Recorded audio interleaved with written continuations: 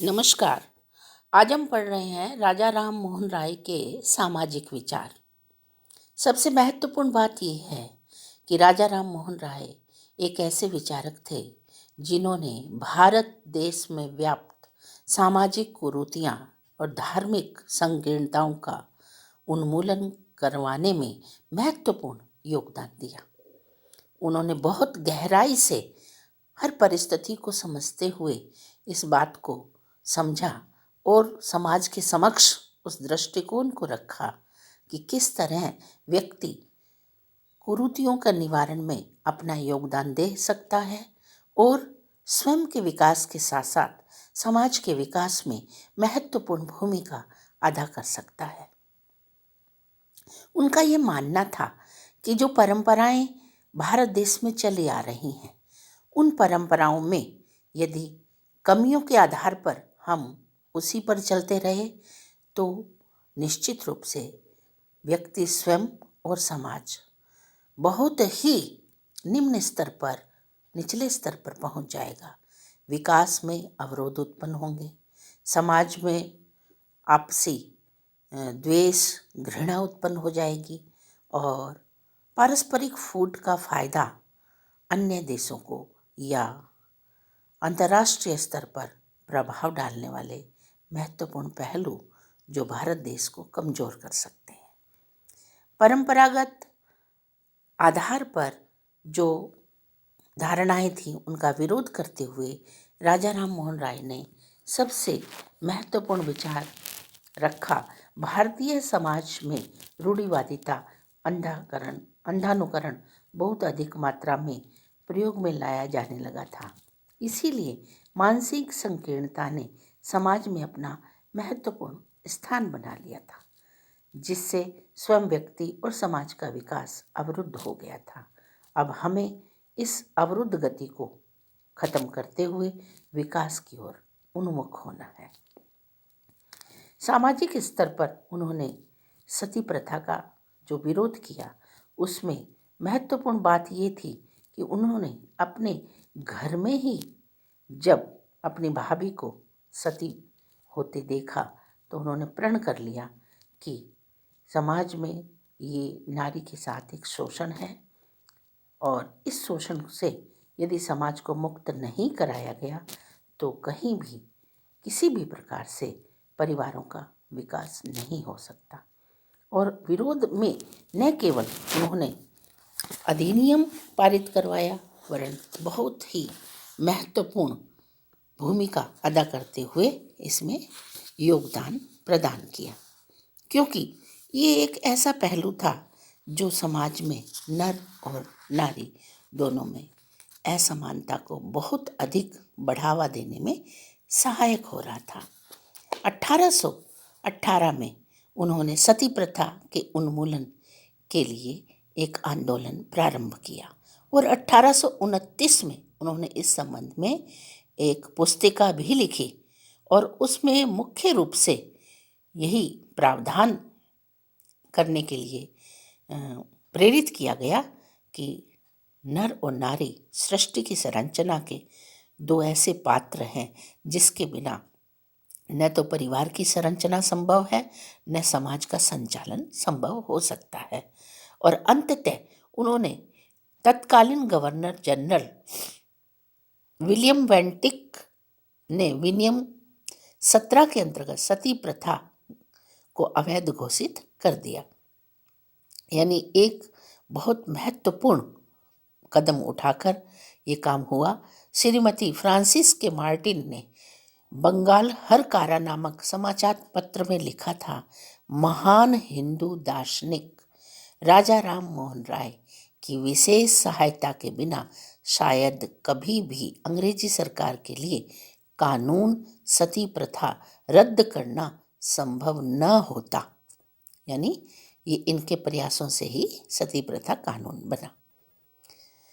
नारी स्वतंत्रता, नारी अधिकार, नारी शिक्षा, नारी उद्धार। देखिए, ये एक बहुत क्रांतिकारी कदम है जिसमें हम ये बता सकते हैं कि भारतीय नारी के उत्तरोत्तर उत्थान हेतु इनके द्वारा जो किए गए प्रयास हैं वो एक महत्वपूर्ण पहलू के रूप में जाने जाते हैं। इसका मुख्य कारण ये माना गया कि भारतीय समाज में नारियों की स्थिति दयनीय थी। पर्दा प्रथा, बाल विवाह, नारी अशिक्षा और नारी स्वतंत्रता का तो कहीं भी उल्लेख ही नहीं देखने को मिलता। घर की चार दीवारी में सीमित महिला को अपने ही कार्यों में, अपने बाल बच्चों के पालन पोषण में ही जीवन को बिताने के लिए रहना पड़ता था। और मूल रूप से उन्होंने उत्तराधिकार अधिनियम, यानी जो महिलाओं को अपने पति के हक में से अधिकार मिले, इस बात पर बल देते हुए एक क्रांतिकारी कदम उठाने के लिए प्रेरित किया।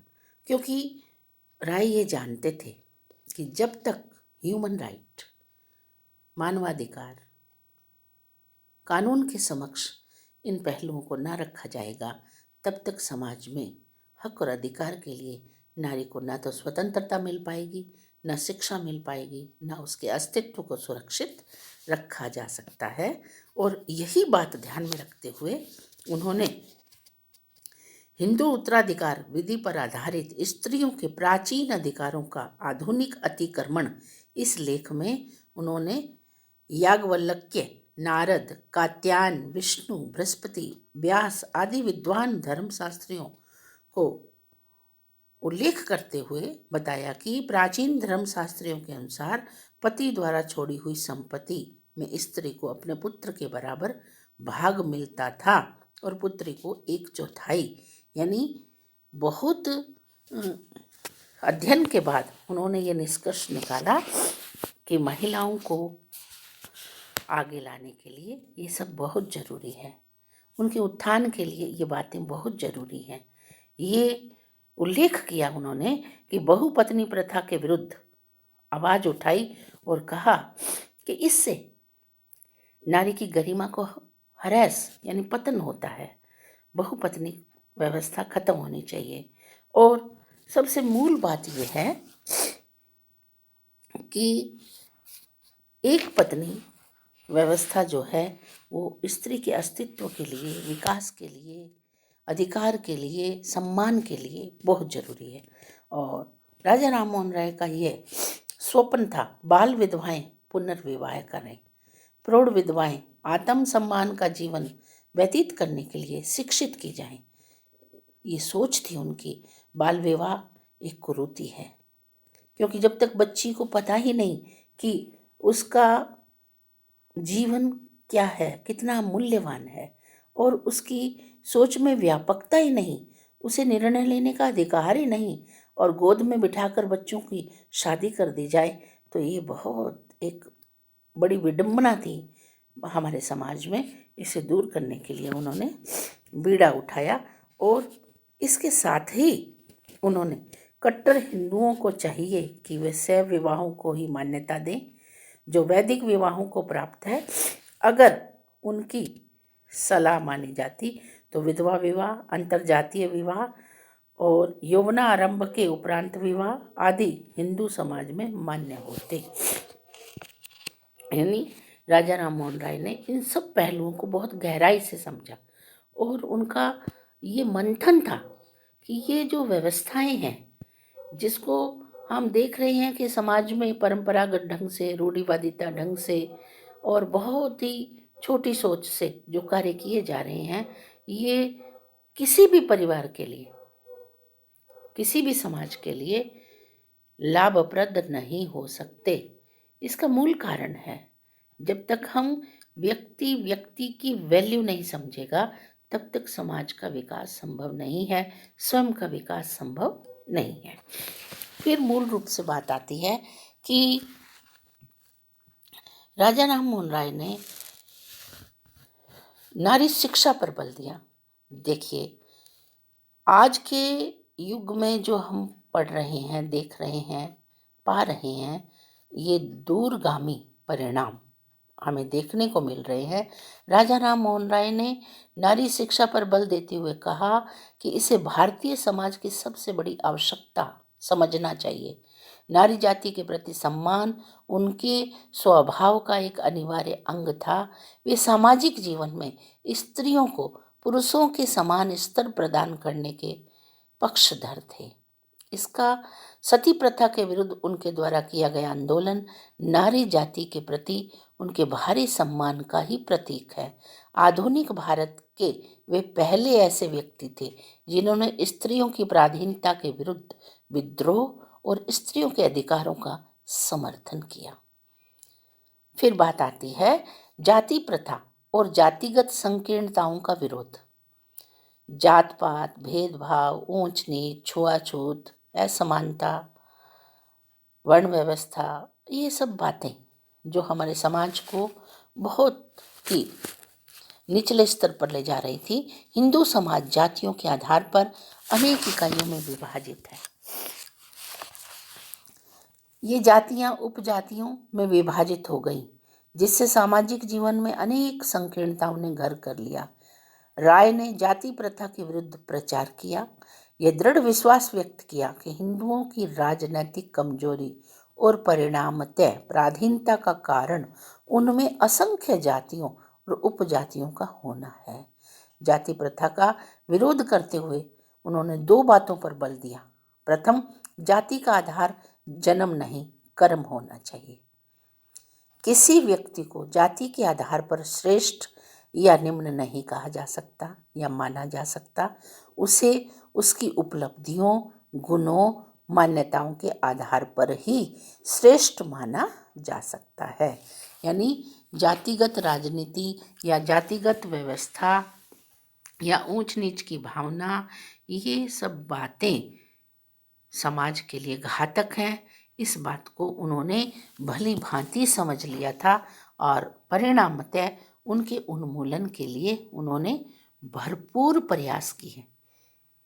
इसीलिए राजा राम मोहन राय का एक बहुत बड़ा योगदान माना जाता है समाज सुधार में और धर्म सुधार में। कारण इसका ये है कि उन्होंने गहराई से हर बात को समझा और न केवल समझा वरन उसके उन्मूलन के लिए भी प्रयास किया, समाज को जागृत किया। और पुनर्जागरण जरूरी था सामाजिक स्तर पर, क्योंकि जब तक नींव ही कमजोर होगी, आधार ही कमजोर होगा, तो समाज के जो महल हैं, जो गगनचुंबी अट्टालिकाएं हैं, उनको खड़ा नहीं किया जा सकता। ऐसा मानना था राजा राम मोहन राय का। नमस्कार। आज हम इस टॉपिक को यहाँ समाप्त करते हैं।